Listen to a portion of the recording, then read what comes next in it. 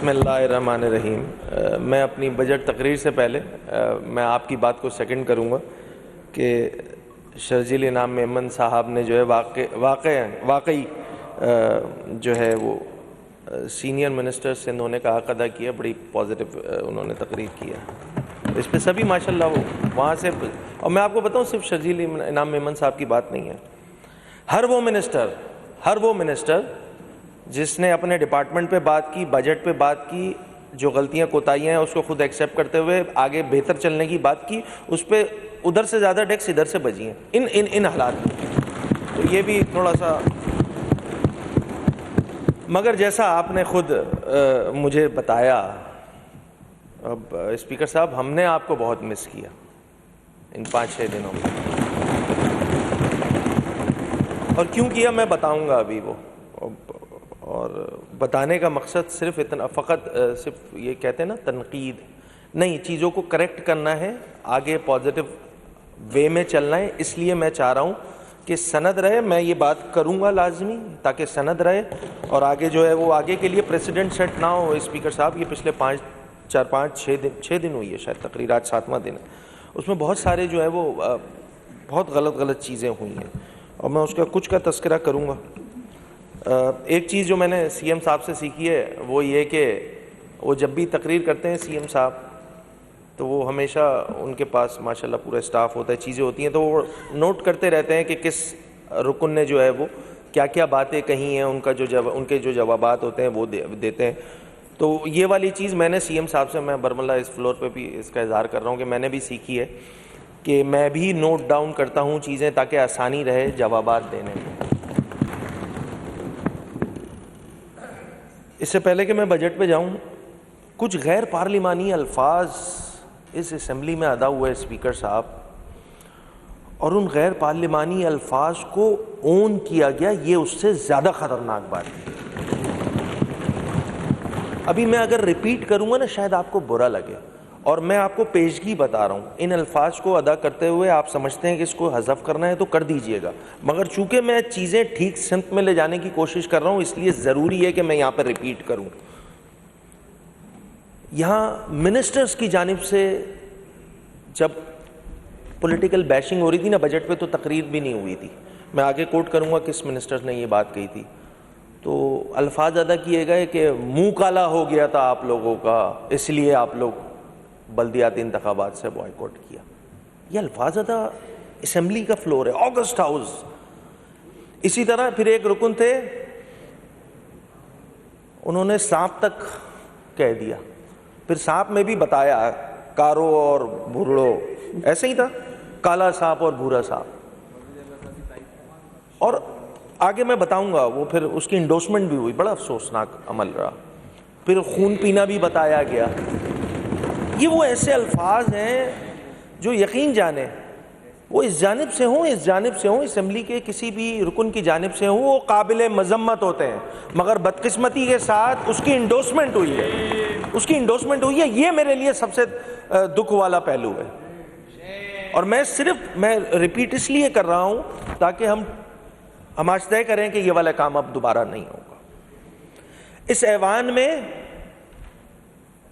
शहीदों की बेहुरमती हुई है, यह भी इस ऐवान ने देखा पिछले 6 दिनों में। ये वो सारे अमल थे, और वो जो मैं अभी ये सांप वाला बता रहा था ना, उसका मैंने लाजमी सी बात है, बहुत सारे हमारे अरकान ऐसे हैं जिनको जो है वो, अच्छा उसमें डिप्टी स्पीकर साहब भी शामिल हैं जो एक्टिंग स्पीकर बने हुए थे, शायद उस अंदाज से वो सिंधी समझ नहीं सकते। ये मसला यकीनी तौर पे ज़्यादातर जो अपोजिशन के अरकान है उनकी जानिब से भी, उनके जानिब उधर भी है, इधर भी है, दोनों तरफ है। स्पीकर साहब वो कौन सा था, ही काफिलंते काफिला, इसके ज़रा मैं उर्दू का तर्जुमा करके बता दूँ। और वो अशार पढ़े थे, और उन अशार के बाद मैं फिर कह रहा हूँ कि मैं किसी की तजलील करने के लिए ये काम नहीं कर रहा हूँ, चीज़ों को करेक्ट करने के लिए मैं रिपीट कर रहा हूँ। लीडर ऑफ द हाउस, वो एक मेंबर साहब तकरीर कर रहे थे, शेर पढ़ा उन्होंने, जिनको समझ आया उनको गुस्सा आया और कुछ मज़े लेने लगे हुकूमती साइड वाले, और लीडर ऑफ द हाउस की जानिब से ये कहा गया, मैं रिपीट कर देता हूं, वही अल्फाज लिख के लाया हूं। राजा साहब एक सेकंड, मैं शेर दोबारा सुनना चाहता हूं। अब वो क्या शेर था मैं उसका उर्दू में तर्जुमा बता रहा हूं आपको, आपकी इजाजत हो तो मैं देख के पढ़। ठीक है, जो बात खत्म हो गई उसको रिपीट आप क्यों कर रहे हैं? ऑलरेडी एक्सपांड करेक्ट करना चाह रहा हूं, मैं करेक्ट करना चाह रहा हूं स्पीकर साहब, मैं सिर्फ करेक्ट करना चाह रहा हूं। ये देखिए मेरा हक है, हो चुकी है, डिप्टी स्पीकर साहब ने एक्सपंज कर दी थी। मैं सिर्फ चीजों को करेक्ट करना चाह रहा हूं, मुझे बात करना है। ये काफिले पे काफिले, ये सिलसिले खत्म होते ही नहीं, हम आखिर जाएं कहां? हमने तो सांप ही पाले हैं, हमने उन्हें दूध पिलाया, वो बढ़ बढ़ के बड़े हुए, अब वो दूध पीते नहीं, खून पीकर खुश होते हैं। ये काले और भूरे सांप, इनको हांको। सईद साहब कह रहे थे वो शर्म वाला बड़ा गैर पालिया, नहीं भाई, इन्हीं सब मौके के लिए होता है कि शर्म आनी चाहिए उन अरकान को जो इस तरह की बातें कर रहे थे। ये प्रेसिडेंट सेट करके आप तकरीरें करवा रहे हैं। ऑपोजिशन ने एहतजाज किया, और मैं हक अल्लाह बता रहा हूं, फ्लोर पे खड़े होकर बता रहा हूं, मैंने उस एहतजाज से पहले पीटीआई से कोई राब्ता नहीं किया था, ना हमारे पार्लिमानी लीडर ने राब्ता किया था, ना जमात इस्लामी से किया था। ये बैठे मेरे सामने, अगर मैं गलत कह रहा हूं तो मुझे रोक दें यहीं पे। एहतजाज करना जमहूरी हक है जनाब हमारा, उस हक को एक्सरसाइज करने से कौन रोक सकता है भाई? हाँ, हुदूद व क़यूद यकीन जाने, मैंने तो वो भी एहतजाज देखे हैं यहाँ पे इसी असेंबली में, खुद सीएम साहब ने भी इस बात को पिछली असेंबली की अपनी तकरीर में कही थी ये बात कि यहाँ तो चारपाइयाँ भी आ गई, और मुझे याद है पेपर फाड़ के सीएम साहब की जानिब भी फेंके गए थे। कोई ऐसा अमल नहीं हुआ उस दिन एहतजाज में, कोई ऐसा अमल नहीं हुआ। एक रुकन यहाँ खड़े हुए थे, उनकी ड्यूटी यही थी कि कोई इस हुदूद से आगे ना निकले, सीएम साहब के पास कोई नहीं जाएगा, क्योंकि हमारा एहतजाज मैं आगे चल के बताऊंगा वजीर खजाना से इनके खिलाफ था, सीएम से इनके खिलाफ नहीं था।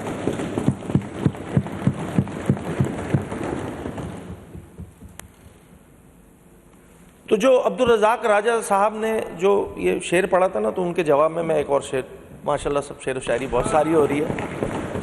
लोग झगड़े में निवाले भी गिना देते हैं, लोग झगड़े में निवाले भी गिना देते हैं, तरबियत कैसी हुई है ये बता देते हैं।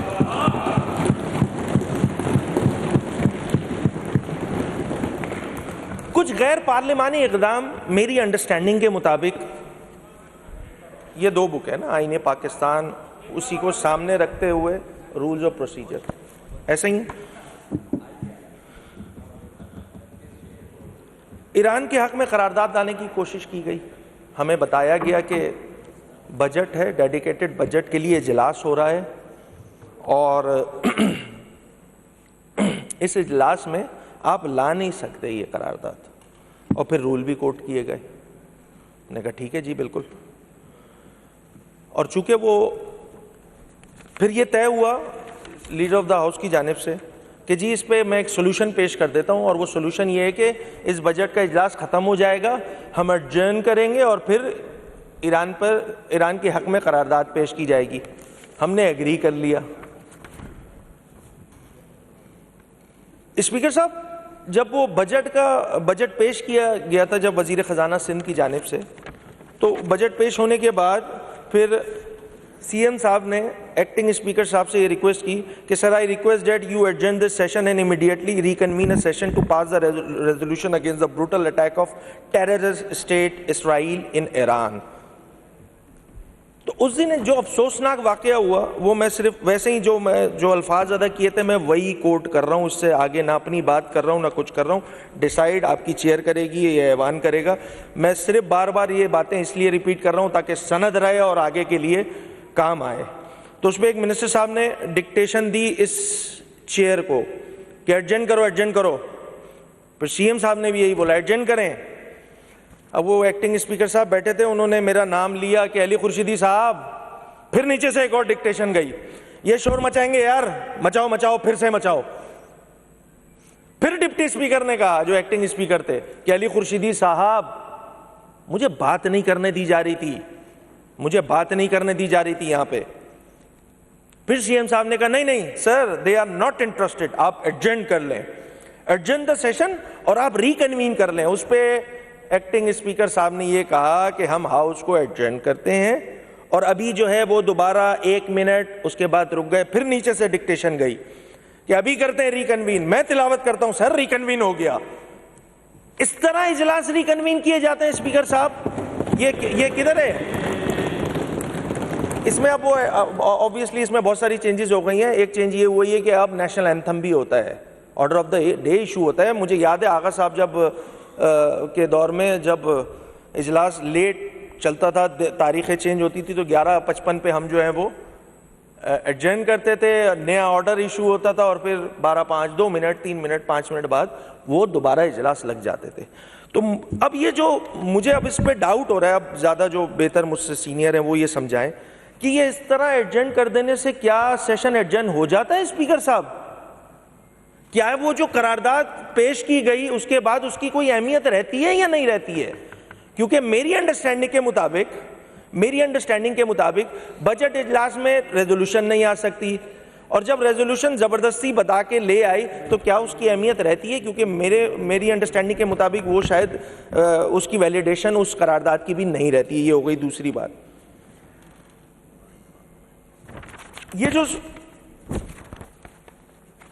ये जो स्पीकर साहब ये जो अमल हुआ है, मैं इसकी मजम्मत करता हूं, बहैसियत लीडर ऑफ द अपोजिशन इसकी मजम्मत करता हूं। अच्छा, फिर ईरान पे करारदाद में हमें ये बताया गया कि जी वो बजट सेशन में करारदाद नहीं आ सकती।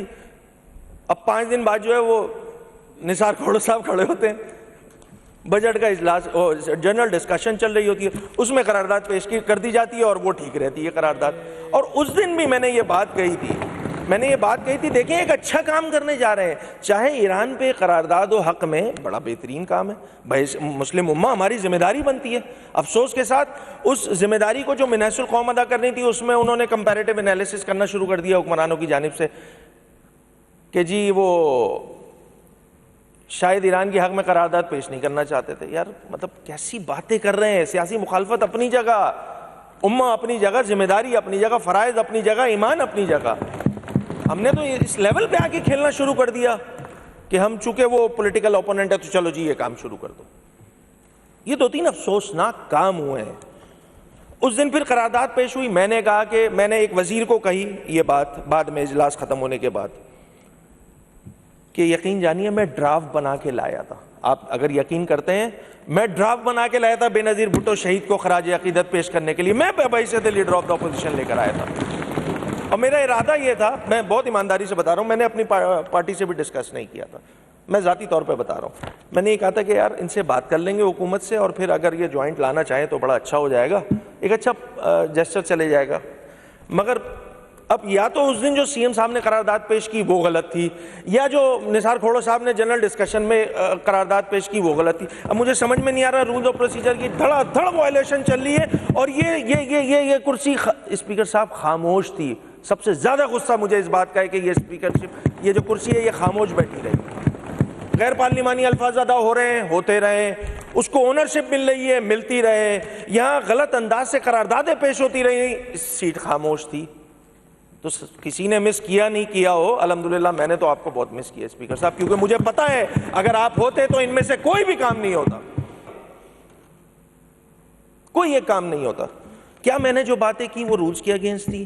क्या मैंने, अच्छा इसमें ऑब्वियसली एक लेवरेज है, मगर वो लेवरेज ऐसे मौक़ों पे इस्तेमाल करके, इसका मतलब है आप रूल्स के, आपने तो धज्जियां उड़ा दी क्योंकि मेजॉरिटी है, क्योंकि जो चाहे आप कर सकते हैं तो कर रहे हैं।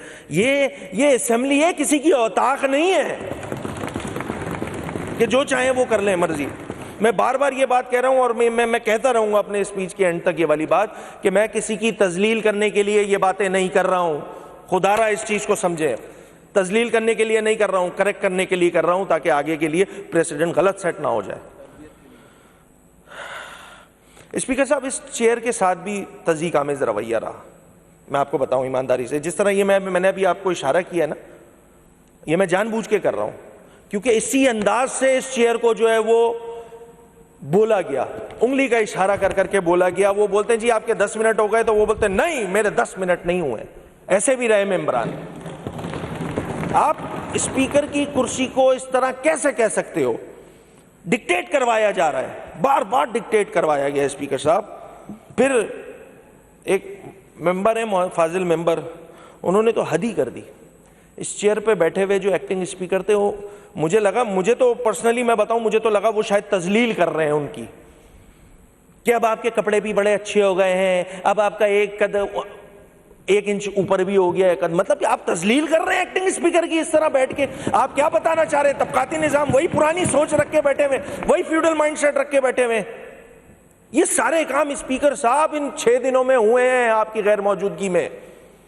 और अफसोसनाक अमल ये है कि उसकी इंडोर्समेंट होती रही है फ्रंट वाली रो से, हुकूमती साइड से।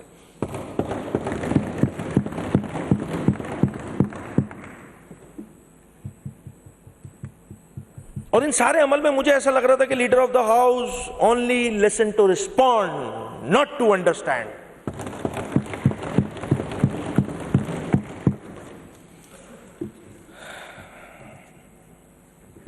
बहुत सारे, मैं बजट में आने से पहले मैं कुछ चीज़ें, बहुत सारे हमारे अरकान हैं, उन्होंने बहुत सारी बातें कही। और ऑब्वियसली वो चूंकि टोन एक गलत सेट की गई। एक रुकन है, मैं एग्जैक्ट भी बता सकता हूं कि किस रुकन की तकरीर से पहले चीज़ें इग्नाइट की गई।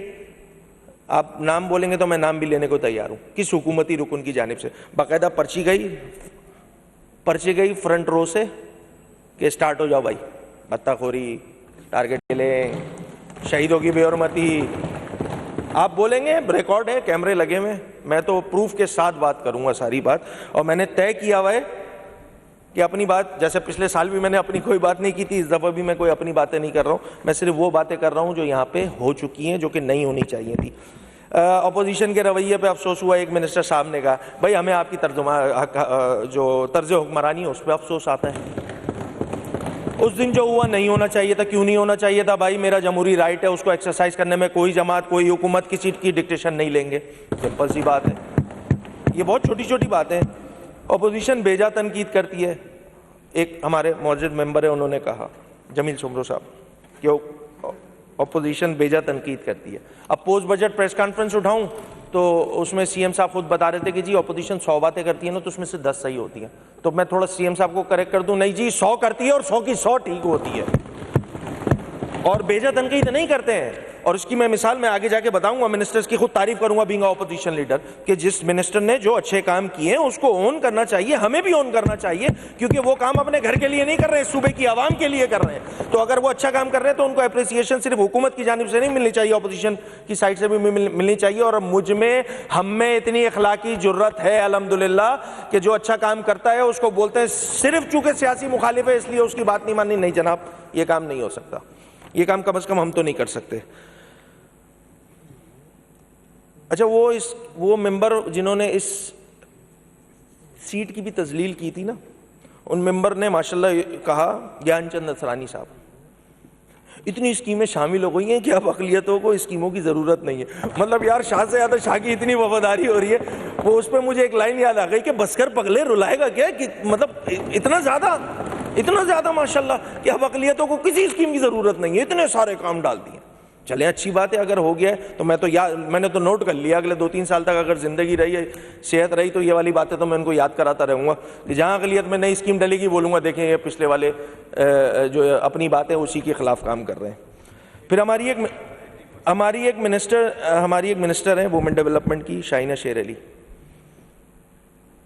वो जो शहीदों वाली बात कर रहा था ना, तो जब मैं शहीदों वाली बात कर रहा था तो मेरी वो बहन भी ना मेरे दिमाग में थी, क्योंकि उसकी बहन भी जो है वो शहीदों की फैमिली से उसका भी ताल्लुक़ है। तो शहीदों की तजलील की गई, वो इंतहाई कोई गैर मुनासिब अमल था। एमक्यूएम वालों को ऑर्डर ऊपर से आते हैं। एक मिनिस्टर साहब ने भी मुझे कहा था कि यार इसकी कहाँ चलती है, इसको तो डिक्टेशन लेनी पड़ती है। हाँ भाई, अल्हम्दुलिल्लाह खुल के बोल रहा हूँ, डिक्टेशन लेता हूँ। अपने चेयरमैन मुत्तहिदा कौमी मूवमेंट पाकिस्तान, उसकी डिक्टेशन पे ले। भाई कोई अकेले कैसे काम कर सकता है? मुझे तो कहना होगा ना, बात करनी होगी ना भाई। अभी एक वजीर भी कुछ देर पहले मुझसे बात करते हुए कह रहे थे कि यार वो पॉलिसी मैटर्स तो ऑब्वियसली लीडरशिप हल करती है, तो मैं भी उनको जवाब में दे दूं कि तुम लोग भी डिक्टेशन लेते हो क्या? मैंने तो नहीं बोला, क्योंकि मुझे पता है, ऑब्वियस सी बात है, ऑब्वियस सी बात है।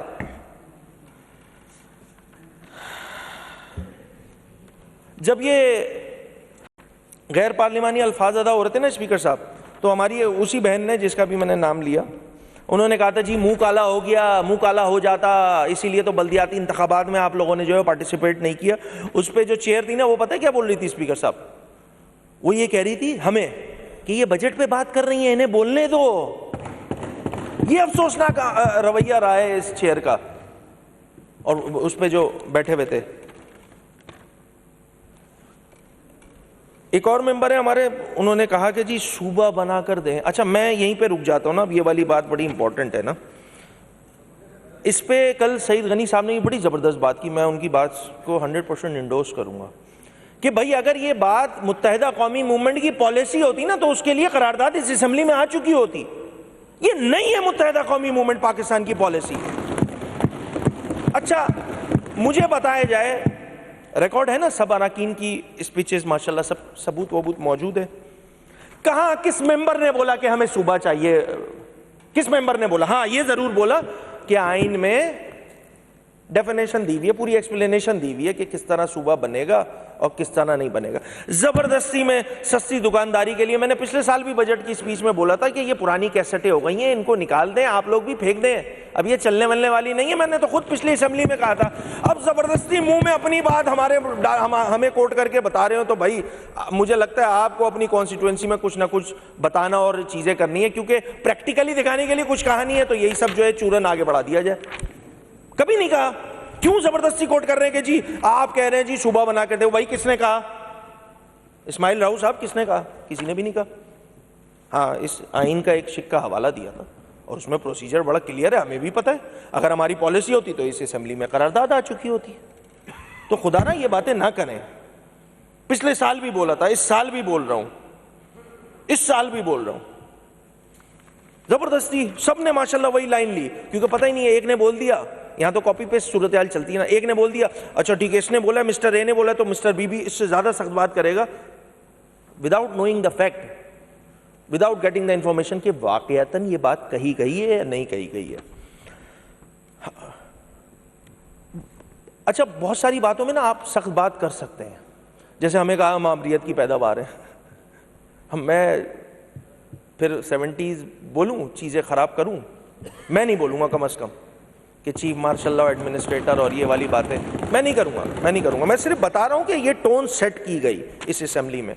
स्पीकर साहब, आप पिछले उसमें बजट में जो है आप माशाल्लाह पूरा आपने बजट का सेशन किया और कैसे ज़बरदस्त सेशन रहा था। उसमें आपने भी, हुकूमत का भी बड़ा ज़बरदस्त किरदार रहा, उसमें अपोजिशन का भी बड़ा ज़बरदस्त किरदार रहा। ये सारी चीज़ें इस साल भी हो सकती थी। और अगर हमारी पॉलिसी होती ना कि बजट ख़राब करना है, ये भी मैं क्लियर कर दूं, तो फिर स्पीचेस नहीं करने देते स्पीकर साहब हम लोग। मैं सीधी बात बता रहा हूँ, हमारी नहीं थी पॉलिसी, हमारी नहीं थी पॉलिसी। हमारा एक एहतजाज था, इस सूबे के वजीर खजाना के खिलाफ एहतजाज था, वो हमने किया। चीज़ें पर्सनल भाई क्यों लेंगे यार? इतनी अल्लाह पाक ने हम सबको इतने बड़े बड़े मनसब पे बिठाया है, इसमें तो ये पर्सनल चीज़ें तो निकल जानी चाहिए। आगा साहब, ये तो ज़रूर कोट करूँगा,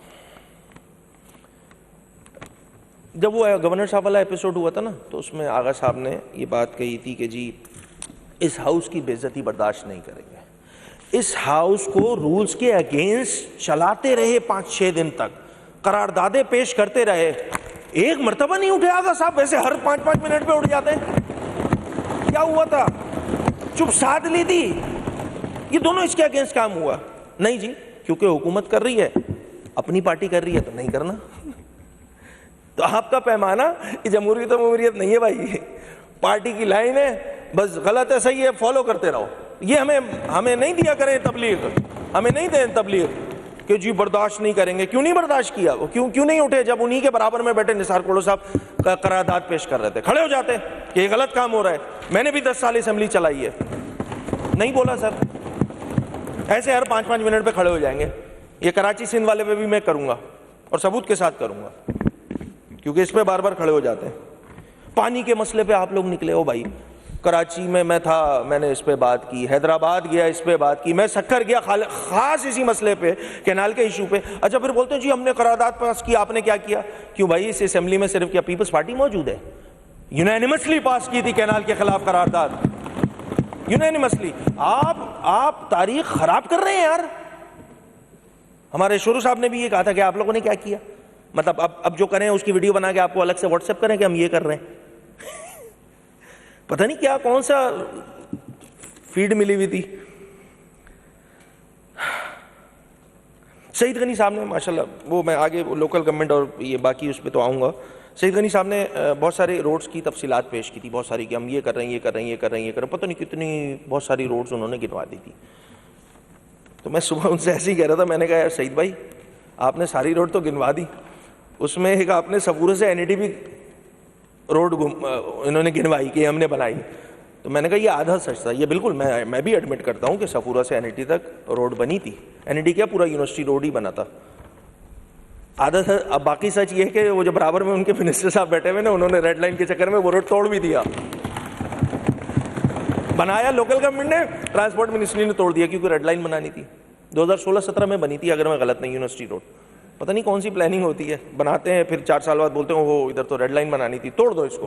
तोड़ दी, और ऐसी तोड़ी है माशाल्लाह, जैसे शब्बीर भाई ने बताया, वो जो गोडी मीडिया है ना, इंडियन मीडिया, जो कि वो नरेंद्र मोदी की सिर्फ पॉलिसी को टो करता है, उन्होंने वो जो बम गिराने वाली मुख्तलिफ वो जो फेक न्यूज़ चल रही थी ना इंडियन मीडिया पे, उस पर रेड लाइन भी दिखा दी कि जी यहाँ पे भी बमबारी हो गई, कराची तबाह हो गया। तो उस कराची, अब मुझे तो लगा कि यहाँ पे फड्डा हो जाना है, कि ट्रांसपोर्ट मिनिस्ट्री या रेड लाइन वाले बोले नहीं भाई ये बर्बाद हमने किया है यार, ये इंडिया ने नहीं किया है। मुझे तो लगा था ये फड्डा भी हो जाएगा, खैर नहीं हो सका।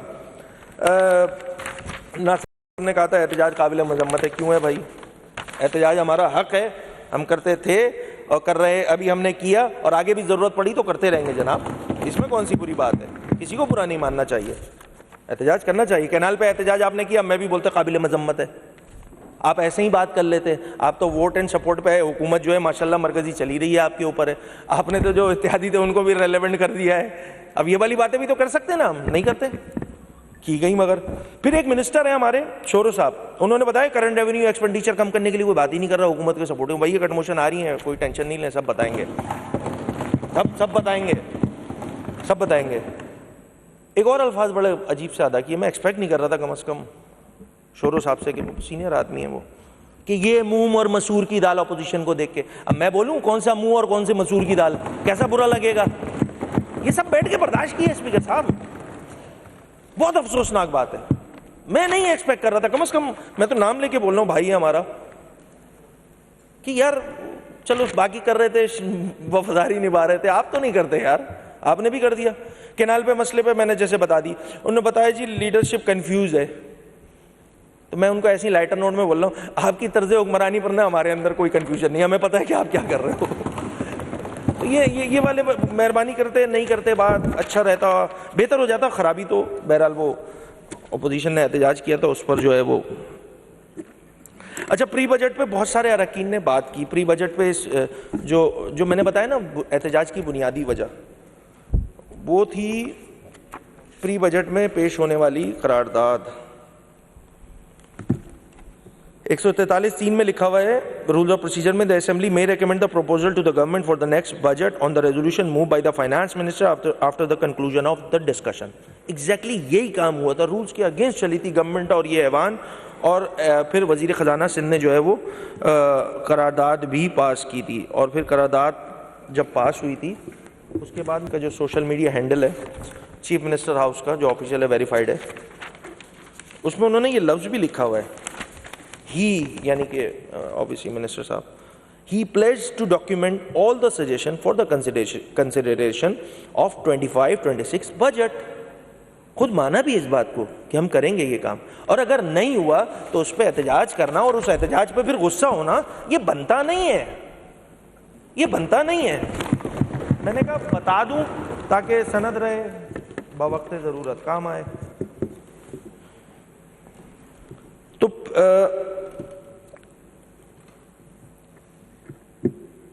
स्पीकर साहब, बजट पे आ जाता हूँ, अब आधे घंटे बाद मिल ही गया मौका।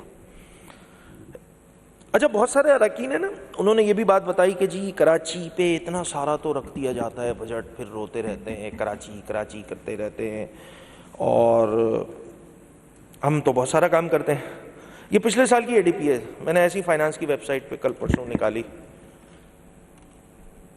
पूरी एडीपी जो प्रोविंशियल एडीपी है उसकी एलोकेशन थी फाइनेंस के 24-25 की, वो थी 493 बिलियन अप्रॉक्स। पूरी एडीपी की मैं बात कर रहा हूँ प्रोविंशियल। और टोटल एक्सपेंडिचर होता है, वो होता है सिर्फ पिछले साल का मैं बता रहा हूँ, ये लास्ट अपडेट हुई है 6 जून की, अब शायद हो गई होगी अपडेट, इसमें कुछ नंबर्स आगे पीछे हो गए होंगे। एक्सपेंडिचर हुआ 244 बिलियन। ये पूरी एडीपी का हाल ये है, इतनी मोटी मोटी बुक दे दी जाती है मेंबरान को, और लगभग जो अमाउंट एलोकेट किया जाता है उसका कुछ 50% जो है ये लोग खर्च करते हैं, और फिर ये क्लेम करते हैं कि जी देखें हमने तो बहुत सारा काम कर दिया, खुद एलोकेट किया। अच्छा, रिलीज़ भी आई हुई 296 की, चलें उसमें एनएफसी से पैसे कम मिले, दीगर अवामिल भी शामिल हो जाते हैं एलोकेशन में अगर चीज़ें हों, मगर जो अमाउंट जो टोटल रिलीज़ यहाँ पे पड़ी हुई थी पिछले साल की 296 अरब रुपए, उसमें से 244 अरब रुपए लिए, तो 50 अरब रुपए, 50 बिलियन, ये कोई छोटा अमाउंट नहीं होता। 50 बिलियन आप रिलीज होने के बाद एक्सपेंडिचर नहीं कर सकें, तो ये इनकम्पिटेंसी तो गवर्नमेंट की रहेगी ना। इस पे हम बात नहीं करें क्या, या इस पे भी बुरी लग जानी है, ये भी चुप होके बैठ जाएं। कराची स्पेसिफिक जो प्रोविंशियल एडीपी थी पिछले साल की, वो थी कोई 78 समथिंग बिलियन। ये मैं लास्ट अपडेट बता रहा हूँ, 6 जून की, फाइनेंस की वेबसाइट है, अपने घर से नहीं लाया हूँ ये। एक्सपेंडिचर होता है 45 बिलियन। तो इसका मतलब ये हुआ कि पिछले साल जो कराची स्पेसिफिक स्कीमें गिनवाई गई ना, तो वो गिनवाई गई 78 बिलियन की, और जब एक्सपेंस हुआ वो हुआ 45 बिलियन। अच्छा, ये 45 बिलियन भी ऐसा है एक्सपेंस कि इसमें जो 40% जो है ना, हर 100 रुपये में, हर 100 रुपये का 40% इस सिंध में पता नहीं कहीं चले जाता है, पता नहीं कहीं ना कहीं चले जाता है। वो मैं उसकी डिटेल में नहीं जाऊँगा, वो माशाल्लाह जो हुकूमत वाले वो ज़्यादा बेहतर समझाएंगे कि ये वाली इक्वेशन समझाए मुझे कोई। 40 मैंने ऑन एवरेज बताया, कहीं 50 भी है। कराची में एक ऐसा भी इदारा है जहाँ पे 80 तक है माशाल्लाह, सिर्फ 20 रुपए का काम होगा। एक इदारा है कराची में, और उस इदारे में आप यकीन करें, मैं चले नाम नहीं ले रहा, कोट नहीं कर रहा, बुरी हो जाएगी बात। उस इदारे में हाल ये स्पीकर साहब के उस इदारे का जो बड़ा है ना, वो बड़ा अपने चीफ, अपने एक्सीएंस, अपने एसी को नया रेट ऑफ करप्शन व्हाट्सएप करता है कि अब इस रेट के अकॉर्डिंग रिश्वतें लेनी है तुम्हें। ये स्टेट ऑफ अफेयर्स है। तो ये जो 45 बिलियन भी दिखाया जाता है ना शहर कराची पे लगा पिछले साल के 3000 अरब रुपए के बजट पे, जिसमें से पीएसडीपी के प्रोविंशियल एडीपी का 493 बिलियन था, तो ढाक के 3-5 सिर्फ 45 बिलियन लगा। कोई 8-10% होगा, इससे ज्यादा का नहीं होगा। तो ये क्लेम करना कि जी सब कुछ कराची पे लग जाता है, नहीं भाई, ऐसा कुछ भी नहीं है। पिछले साल की वो स्कीमें जो अनअप्रूव्ड थी, वो कराची स्पेसिफिक मैं बताऊं 24-25 की अनअप्रूव्ड स्कीमों पे जो एलोकेशन हुई थी, वो बाद में अप्रूव हो गई थी, वो था 15.5 बिलियन। उस 15.5 बिलियन में 6 जून तक की जो एक्सपेंडिचर हुआ है वो फकत 1.5 अरब रुपए हुआ है। यानी कि पिछले साल की नई स्कीमों पे जो टोटल एक्सपेंडिचर हुआ है वो हुआ है 1.5 अरब रुपए, 1.58 बिलियन। इसी तरह हैदराबाद है मेरे पास डिटेल, इसी तरह लाड़काना की है कि 44 एलोकेट किया था, 31 लगा। फिर इस 31 में आप बाय डिफ़ॉल्ट, जब भी मैं सिंध में कोई खर्च लगने वाले पैसों की बात करूं तो स्पीकर साहब अगले 3 साल तक आपको, या ये मैं आपको प्रायर परमिशन दे रहा हूं कि उसमें से 40% आप खुद कम कर दिया करें स्पीकर साहब, क्योंकि 40 से 50% ऑन एवरेज खुद ब खुद सिंध में कहीं ना कहीं गायब हो जाता है, कहीं सिस्टम के नाम पे, कहीं कमीशन के नाम पे, कहीं किसी नाम पे, कहीं किसी नाम पे, बहरहाल हो जाता है। इसी तरह शहीद बेनज़ीराबाद में यहाँ अच्छा है कि 15 अरब रुपए एलोकेट हुए और 13.5 अरब रुपए खर्च किए। तो जो अच्छी बात होगी वो मैं बताऊँगा अभी कि जो एलोकेशन की वो आपने खर्च भी किया। इसी तरह सक्कर में शहर आपका शहर होम टाउन 15 अरब रुपए एलोकेट हुए थे 24-25 में, प्रोविंशियल एडीपी की मैं सिर्फ बता रहा हूँ, उसमें से 11-11.5 अरब रुपए 6 जून तक खर्च किए थे। तो ये सूरत हाल है। इस साल इस साल प्रोविंशियल एडीपी 25-26,